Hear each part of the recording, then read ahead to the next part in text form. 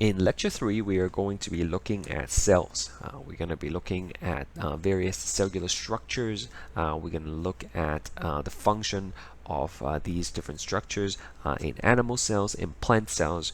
We're going to be labeling cell diagrams, and we will be comparing the difference between animal cells and plant cells. So let's get started. Let's start with an introduction for cells first. So there is this theme about organization of life that we introduced in first lecture. And in the second lecture, we learned how atoms can come together to form molecules. So then there are small molecules like H2O, water molecule, has 3 atoms in it only. And then there are bigger molecules like glucose. This one is going to have 24 atoms in it, and then there are those macromolecules that we learned in lecture 2. They have hundreds and thousands of atoms in them. So the next level up in the organization of life is going to be organelle, which are basically tiny structures that you will find within a cell. And so in lecture 3, we're going to be focusing at this level. So this is a scale that shows you the relative size of things. So an adult human is a little bit over a meter tall, and then if you go down by 10 times, then that would be the size of an ostrich egg, for example. And then if you go down a couple more times by a factor of 10, eventually we will get to the animal cell and plant cell size, and they range from 10 micrometers to 100 micrometers. So how much is that? Well, 1 meter has 1 million micrometer. Okay, so this is a special Greek alphabet. Okay, it's called mu, and then micrometer is basically a millionth of a meter. Okay, so the animal cells and plant cells are quite small. You won't be able to see that with your naked eye. You have to use a microscope, for example. And the organelles and bacteria are even smaller, right? And then we have the virus, then that's even smaller than bacteria.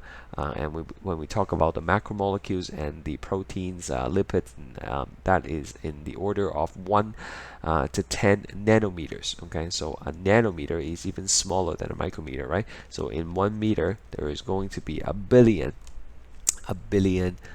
nanometers. Okay, so this is 10 to the 6, this is 10 to the 9. Okay, and the atom size is even smaller than that. So what you can see with your naked eye is basically in this range, and within this range we would need something like a light microscope. That's the one that you will use in your lab.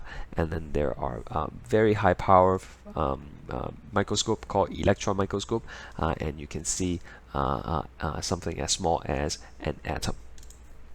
So what is a cell, right? A cell is defined as the smallest unit that has the properties of life. So you remember we talked about the properties of life in lecture 1, right? Some properties include the utilization of energy, the ability to reproduce, the ability to maintain homeostasis. So all these are properties of life, and a cell is the smallest unit that has these properties in them. Okay, so cell has all kinds of shapes. Right? Over here, these neurons, they are like brain cells, and you can see they get these long projections out from the body. These are bacterial cells. Okay, you can see that these are staphylococci right here. They are like chains of spherical bacteria, and here you can see an amoeba which lives in the pond. So cells, they don't always have the same look, they don't always have the same shape, they don't even always have the same size. But what's the same for all of them is that they are the smallest unit that has the properties of life. That's how we define what a cell is. In addition to exhibiting the properties of life, there are other common features that are found in all cells. For example, they all have a cell membrane. Okay, a cell membrane is also known as a plasma membrane, and in this cartoon diagram, this outline is basically the plasma membrane. This is a three-dimensional shape of a cell, and the outline, the shell, is basically the plasma membrane.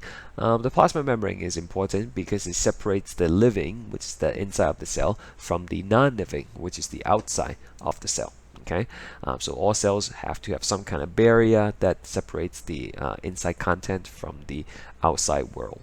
Another common features of all cells is that they all have genetic materials. Okay, so a cell can have the DNA and RNA as their genetic material. We learned that these are nucleic acids, right, from the last lecture, and they actually contain the blueprint of life. Okay, that allows the cells to kind of copy themselves if they need to.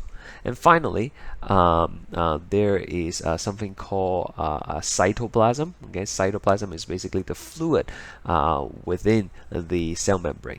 Okay, and for some cells, there is going to be a special region in the center called the nucleus, and in the nucleus, that's where you will find the genetic material. Okay, so the nucleus is not something that is found in all cells, but in this picture, we included one nucleus. Okay, so these are the three common features of all cells. So there is something called the cell theory. Okay, there are four generalizations in the cell theory.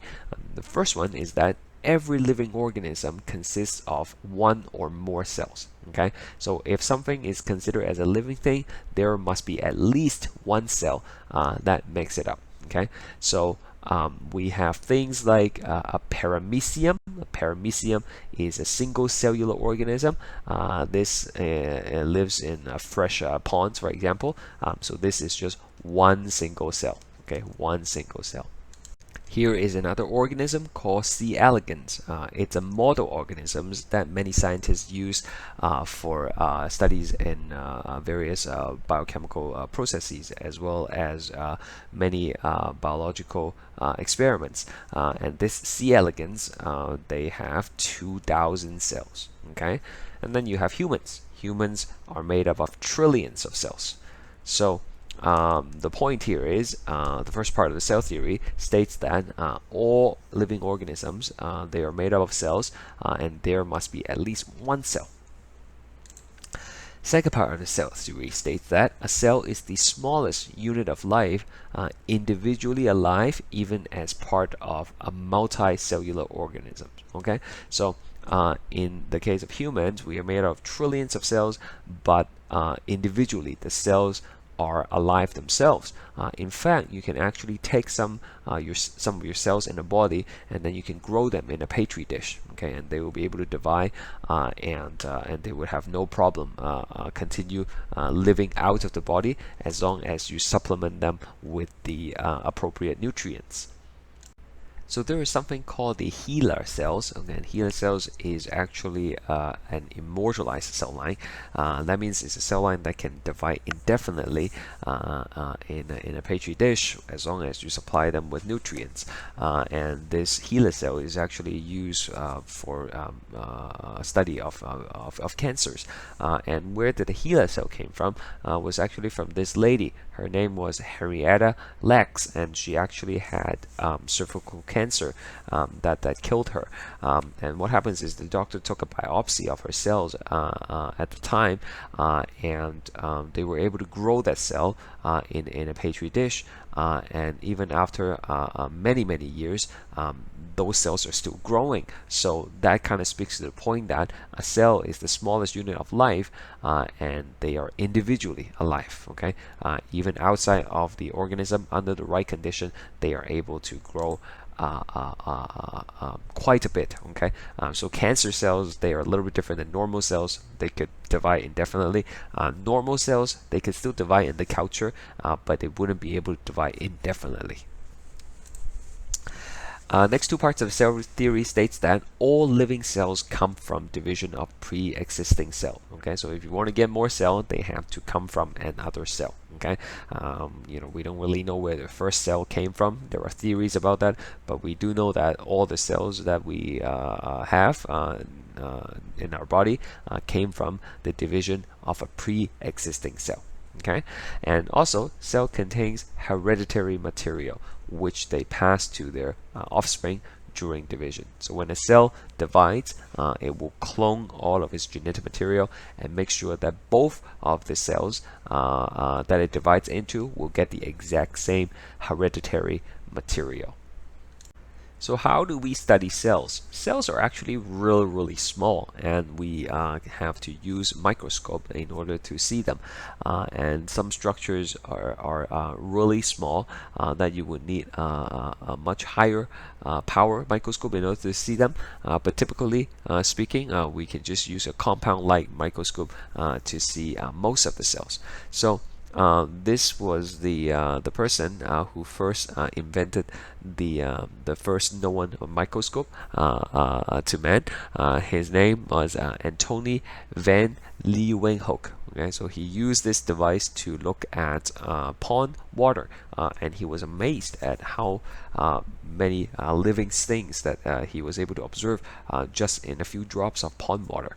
Okay, and since then, microscope actually has evolved quite a bit, and even a standard light microscope that you use in a classroom, they could magnify things up to 400 times, and at that level, you can see something as small as your blood cells, for example. Some higher power microscope can produce very stunning details of some of the structures associated with cells. So there is something called scanning electron microscope, which gives you a three-dimensional view of whatever specimen you're looking at, and these are actually small hair called cilia that you will find in your airway, and they help remove trapped dust particles from your airway. And then there is something called transmission electron microscope, and this one kind of give you a cross section view of the specimen, and so it's as if you cut these hair structure and you look at it. Then that's what they would look like. So each actually has their own applications, but we're not going to go into too much detail for them. Now let's take a look at some of the cellular structures, beginning with the cell membrane and something called the nucleus. There are actually two main types of cells that we categorize all cells into. There is something called eukaryotic cells, or simply eukaryotes. Okay, so eukaryotic cells or eukaryotes are much more complex. Right? They are generally larger than their opposite, which is called the prokaryotic cell. Pro for primitive, and in eukaryotic cells, there is going to be a nucleus present. Okay, so if you remember earlier, we said the nucleus is where you will store all the genetic material. So in a eukaryotic cell, the nucleus is where you will find the DNA. Okay, the DNA. Right? The eukaryotic cells, they also have many different types of organelles, each with specialized functions. And once again, organelles are these basically like tiny organs that you find within the cells. So here you can see there's something called the mitochondria, there's something called endoplasmic reticulum. So there's a lot of organelles in a eukaryotic cells. And animal cells, like our cells, and plant cells are examples of eukaryotes. On the contrary, prokaryotic cells or prokaryotes, I guess written here, they are much smaller and much simpler compared to eukaryotic cells. And most importantly, they lack a structure called nucleus. They lack the nucleus. Right? So if you go back to here, there's that big spherical thing in the center. That's where the DNA are kept. In prokaryotic cells, there is no such structure. Okay, the DNA genetic material is still kind of loosely hanging in the center of the cell, but there is no dedicated structure to contain them. Okay, and compared to eukaryotic cells, the prokaryotic cells only have a few organelles. Most bacteria are considered as prokaryotic cells. So next, we're going to look at the cell membrane.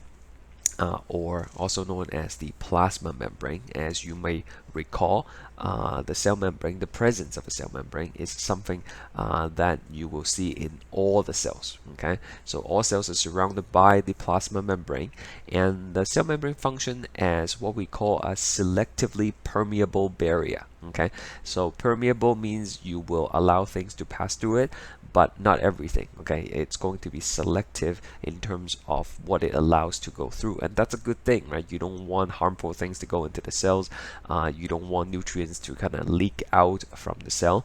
So there must be some kind of control in this barrier. Okay, so that ability to control the trafficking in and out of the cell, we call that selectively permeable. Okay, and so this cell membrane separates the internal environment from the external one.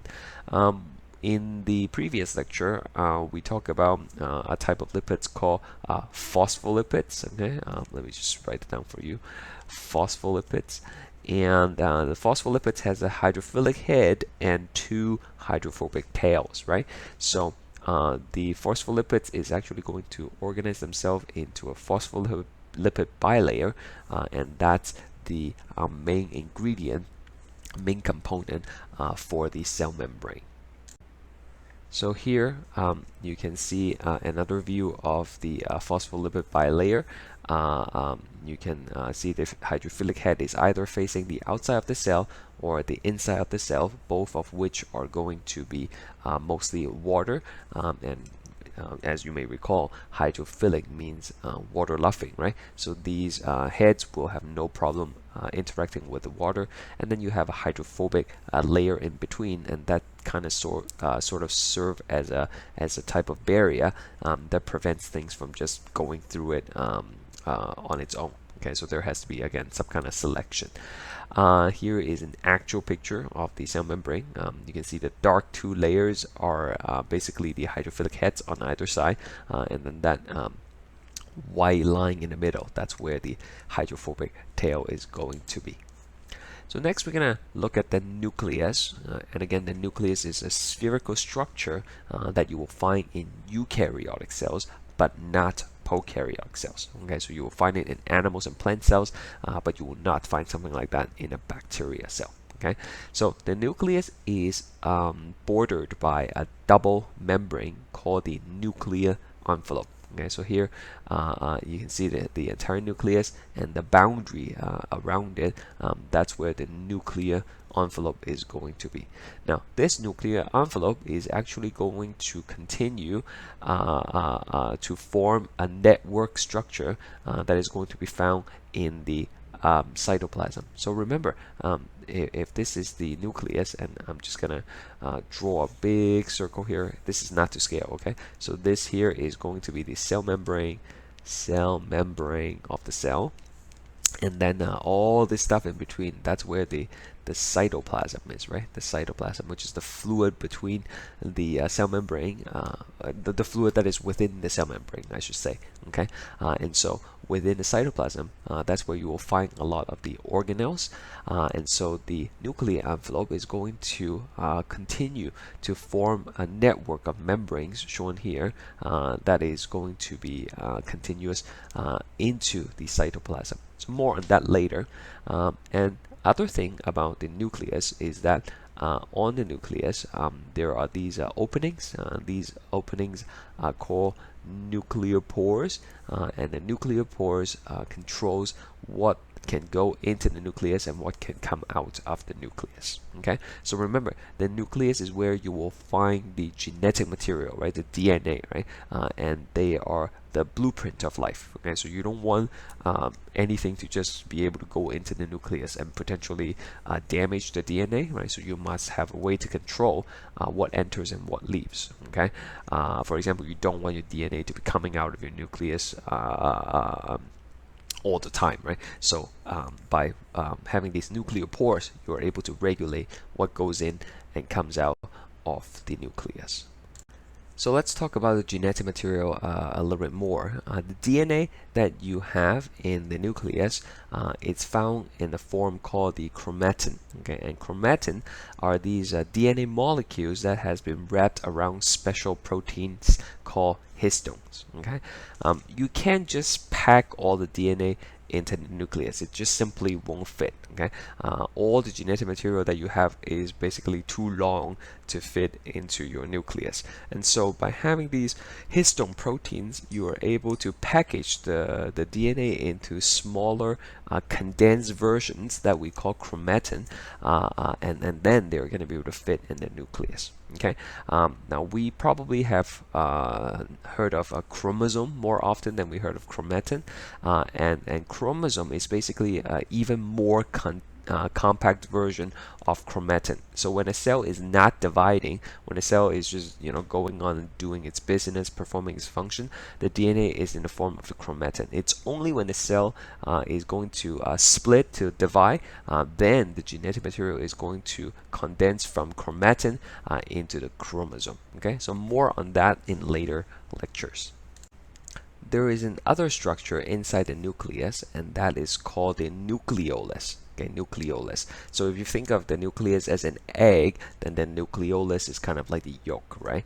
And the nucleolus is important for making another organelle called the ribosomes. Okay, so once you make the ribosomes in the nucleolus, the ribosome can come out through the nuclear pores, and then they're going to be in the cytoplasm. So what do these ribosomes do? Okay, so ribosomes actually contains two subunits. Okay, we have a large subunit and a small subunit. Think of them as like the hamburgers. You have the top bun and the bottom bun, and usually the subunits are not connected to each other. It's only when the ribosome is doing its job, then the large and small subunit will combine. And the function of the ribosome is to help with protein synthesis. Okay, so in lecture 2, you remember proteins are made up of amino acids, right? So we have amino acid here, and here. So something has to connect the amino acids together to form the protein. Okay, something has to form the peptide bond, right? And ribosome is the organelle that is responsible for doing that. Okay, it's going to connect the correct amino acids together to form the proteins. Okay, the ribosome itself is actually made up of protein as well, and there is also a little bit of RNA that makes up the ribosome. We will talk about the type of RNA and its role later on in another lecture. But you might remember we talk about 3 types of RNA, right? And one of those type is called rRNA, and that's the one that makes up the ribosome. Okay, in fact, the small r here stands for ribosomal RNA. Okay, so here in this picture, all these black dots are basically the ribosome. So go back to this previous slide. Now all these yellow dots, those are going to be the ribosomes. And again, the ribosomes are made within the nucleus. Specifically, it's made in the nucleolus of your nucleus. So as I mentioned already, probably just repeating myself here, but the ribosomes are made in the nucleolus, and they will exit into the cytoplasm through the nuclear pores. Some of the ribosomes are going to be freely floating in the cytoplasm, but other ribosomes, they are actually going to be attached to a network of membranes called the endoplasmic reticulum. Okay, endoplasmic reticulum. Okay, endo means within. Within your cytoplasm, there are these reticulums. There are these networks of channels, basically. Okay, so before we talk about this, let's go back to this picture here. We said that the nuclear envelope is going to be continuous with another network in the cytoplasm, right? That's what we mentioned earlier. So that other network is actually the endoplasmic reticulum. Okay? It's actually a continuation of your nuclear envelope. So you can see here, this is the nuclear envelope, and it just kind of continues right into the endoplasmic reticulum. and on the endoplasmic reticulum, some of them anyways, they are going to have these ribosomes on them. Others, they will not. Just one more slide before we stop this video recording. There's something called the central dogma of biology, kind of like the central theme in biology, and that is related to the process of protein synthesis. Okay, as you know, proteins have many functions in the body. They form hormones, they form important enzymes for chemical reaction to take place within the body, and to know how to build the proteins, the instruction to do that is locked within your DNA, and the DNA is going to be found within the nucleus. Okay, so think of the DNA as like this super encyclopedia in the school library. Okay, it has all the information that you want to find, but it's so precious that the librarian is not going to let you take the book, the encyclopedia, out of the library. Okay, but you're welcome to make photocopies of what you need. Okay, and that's exactly what happens. The DNA is so precious, so important, that we don't want to risk damaging it. Okay, so the nucleus is not going to let the DNA go into the cytoplasm. Instead, you're going to make a copy of the special instruction for making a specific type of proteins. Okay, so that copy is called an mRNA, a messenger RNA. Okay, so the process of copying a section of DNA in the form of messenger RNA, this process is called transcription. Okay, so this mRNA, since it's just a copy, it doesn't matter even if it gets broken down or something. You can always make more. So we're gonna let that go out of the nucleus. It's gonna exit through one of the nuclear pores, and once it gets into the cytoplasm, that's where the ribosome is going to clamp onto it. Okay, so we have a large subunit here and a small subunit, and the ribosome will read the instruction in the mRNA, which is just a copy of the DNA, right? So it's the same set of instructions, and it will use that instruction to make the proteins which was coded by the original message. Okay, and this process of making the protein is called translation. Okay, so transcription and translation is the central dogma of biology. It talks about how proteins are made from the DNA coding. And that's it for this video. In the next video, we are going to learn more about other cell organelles, and we are going to be labeling some diagrams as well. Thanks for watching.